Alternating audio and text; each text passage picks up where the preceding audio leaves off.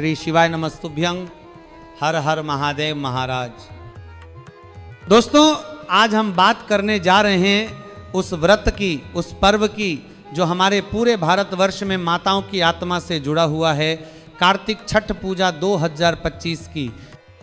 महाराज, यह वही पावन पर्व है जिसमें माँ सूर्य की बहन छठी मैया स्वयं पृथ्वी पर अवतरित होती हैं अपने बच्चों की रक्षा करने के लिए, अपने भक्तों के दुख हरने के लिए और उनके घरों में सुख, शांति, संतान, सुख और समृद्धि बरसाने के लिए। दोस्तों, हिंदी पंचांग के अनुसार कार्तिक मास के शुक्ल पक्ष की षष्ठी तिथि को यह व्रत मनाया जाता है। साल 2025 में छठ पूजा सोमवार 27 अक्टूबर को पड़ेगी। यह पर्व दीपावली के ठीक 6 दिन बाद आता है और इसकी शुरुआत नहाए खाए की परंपरा से होती है। इस दिन व्रतधारी महिलाएं स्नान करके घर को पवित्र बनाकर सात्विक भोजन करती हैं, जिसमें लहसुन प्याज का नामो निशान नहीं होता महाराज, क्योंकि यह दिन शरीर की नहीं आत्मा की शुद्धि का दिन होता है। इसके अगले दिन से शुरू होता है उपवास। छठ का यह व्रत 36 घंटे तक निर्जला उपवास के साथ किया जाता है, बिना जल, बिना अन्न, बिना फल के, केवल भक्ति और श्रद्धा के सहारे।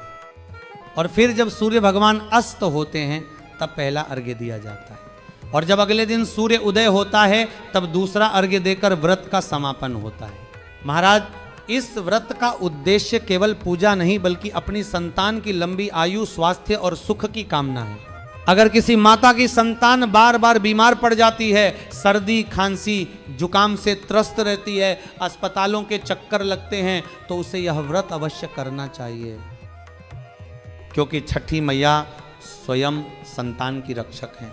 वही तो संसार की माँ है, जो अपनी संतान के हर दुख को अपने आंचल में समेट लेती है। महाराज, छठी माँ का हृदय इतना कोमल, इतना विशाल है कि एक बार जो सच्चे मन से उन्हें पुकारता है, समझिए महाराज, उसने 7 तीर्थों का पुण्य पा लिया, 7 बार पृथ्वी की परिक्रमा कर ली और गंगा स्नान का फल एक साथ पा लिया।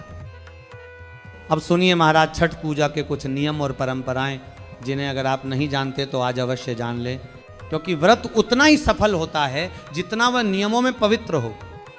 पहला नियम, छठ पूजा में तांबे के लोटे से ही सूर्य को अर्घ्य दें। भूलकर भी चांदी, स्टील, शीशा या प्लास्टिक के बर्तन का प्रयोग न करें महाराज। ऐसा करने से व्रत टूट जाता है और छठी मैया अप्रसन्न होती हैं। दूसरा नियम, व्रत के दौरान घर में कभी भी मांसाहार, लहसुन, प्याज का सेवन न करें, ना स्वयं करें ना किसी को करने दें, क्योंकि छठी मैया शुद्धता की देवी हैं महाराज। अगर आपकी बहन, पत्नी या माता व्रत रख रही हैं और आप कहीं दूर भी हैं तो भी उस दिन लहसुन प्याज मत खाइए, नहीं तो व्रत टूट सकता है। तीसरा नियम, छठ का प्रसाद बहुत शुद्ध बनाना चाहिए। यह प्रसाद मिट्टी के चूल्हे पर बनाया जाता है, जिसे उसी दिन गोबर और गंगाजल से लेपा जाता है। अगर आप गैस पर बना रहे हैं तो गैस को पहले अच्छी तरह धो लें महाराज। पुराने या गंदे चूल्हे पर कभी प्रसाद न बनाएं। चौथा नियम, सूर्य को अर्घ्य देने से पहले कभी भी भोजन ग्रहण न करें। व्रतधारी और उनके परिवार को सूर्यदेव को अर्घ्य देने के बाद ही जल या अन्न ग्रहण करना चाहिए। पांचवा नियम, अगर आपने कोई मन्नत मांगी थी और वह पूरी हो गई है तो छठी मैया का धन्यवाद अवश्य करें, एक विशेष पूजा करें, वरना मैया रुष्ट हो सकती है महाराज। छठ पूजा में क्या पहनना चाहिए और क्या नहीं? महाराज, इस दिन का वस्त्र जितना हो सके सादा और स्वच्छ होना चाहिए। महिलाओं को सिंदूरी, पीले या हल्के लाल रंग के वस्त्र पहनना शुभ माना जाता है, लेकिन काले, नीले या भूरे रंग के कपड़े पहनना वर्जित है। ये रंग व्रत की ऊर्जा को अवशोषित कर लेते हैं, जिससे पुण्य का क्षय होता है। अब सुनिए सबसे महत्वपूर्ण बात महाराज, 3 ऐसी महिलाएं हैं जिन्हें छठ का व्रत कभी नहीं रखना चाहिए।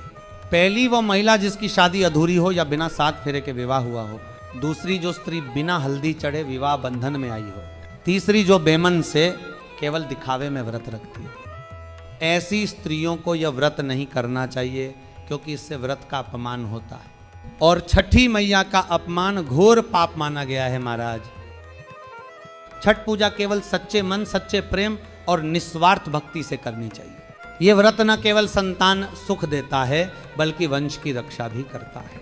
कई स्त्रियां जो निःसंतान थीं, उन्होंने जब यह व्रत श्रद्धा से किया तो छठी मां ने स्वयं उनकी कोख भर दी महाराज।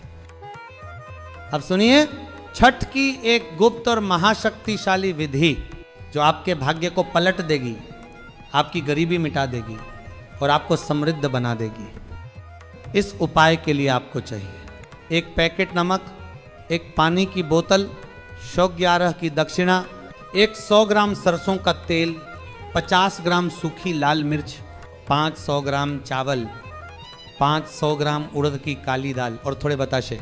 इन 8 वस्तुओं को अलग अलग पैकेट में रखकर एक थैली में डाल लीजिए महाराज। अब क्या करना है सुनिए, इन वस्तुओं को अपने घर के किसी बच्चे या संतान के ऊपर से 7 बार उतारना है, फिर इन्हें किसी गरीब को दान कर दीजिए। ऐसा करने से छठी माँ की कृपा तुरंत मिलती है। जो रोग हैं, जो रुकावटें हैं, जो दुर्भाग्य हैं, सब नष्ट हो जाते हैं महाराज। अगर आप व्यापारी हैं, आपका व्यापार 100 गुना बढ़ेगा। अगर आप विद्यार्थी हैं तो आपका मन अध्ययन में खूब लगेगा। अगर विवाह में अड़चन है वह भी समाप्त हो जाएगी। अगर कोई बीमार है वो जल्दी स्वस्थ हो जाएगा। ये उपाय सैकड़ों वर्षों से माताएं करती आई हैं और हर बार चमत्कार देखा गया है महाराज। अब एक और महागुप्त उपाय सुनिए। जब आप छठ पूजा के दिन नदी, तालाब या सरोवर के तट पर जाएं तो अपने साथ एक तांबे या चांदी का सिक्का अवश्य ले जाइए। जब सूर्य अर्घ्य देकर पूजा समाप्त करें तो ये मंत्र 3 बार बोलकर सिक्के को जल में प्रवाहित कर दीजिए। हरि हरि सूर्याय नमः। बस इतना करने से आपका भाग्य खुल जाएगा। घर की बीमारी, दरिद्रता, शाप सब समाप्त हो जाएगा महाराज। ध्यान रखिए, ये उपाय किसी को बताना नहीं है, गुप्त रूप से करें, श्रद्धा और विश्वास से करें। छठी मैया बहुत दयालु हैं। जो सच्चे मन से उन्हें पुकारता है उसका भाग्य स्वयं छठी मां लिख देती हैं। तो दोस्तों, इस कार्तिक मास की छठ पूजा 2025 में छठी मैया के चरणों में समर्पित होकर केवल एक पंक्ति मन ही मन बोलिए, जय हो छठी मैया की, जय हो सूर्य भगवान की, जय हो परिवार की रक्षा करने वाली माता की।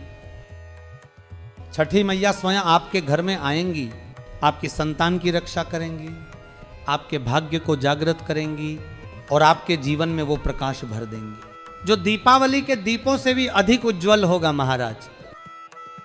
हर हर महादेव। जय हो छठी मैया की।